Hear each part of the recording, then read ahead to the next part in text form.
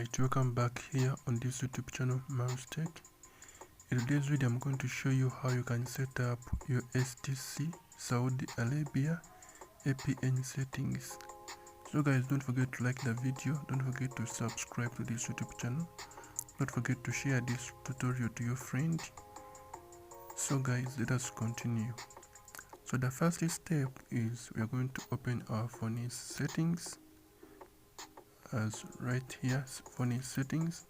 Then in our phone settings, we are going to come where we have the search, or we can go step by step, beginner friendly, and then we tap on the dual SIM and mobile network.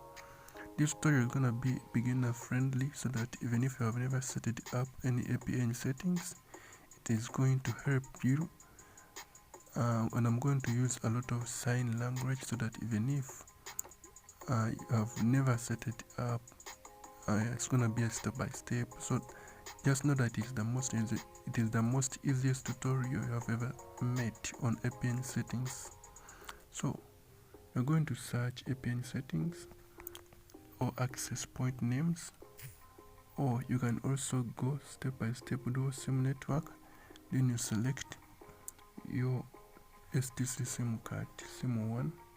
Then you're going to go where you have the access point names, and then you're going to come where you have a plus button,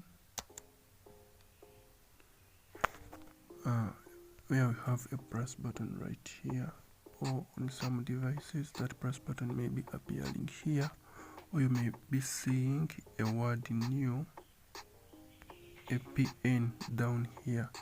So check that plus button and write in the APN name. We are going to use the APN name. We are going to use STC Super Fast, and then the APN you're going to use ja1 net.com.sa, and then the port is gonna be 443. The server https://www.google.com, and then the MMS port 443, and then the APN type you're going to put default,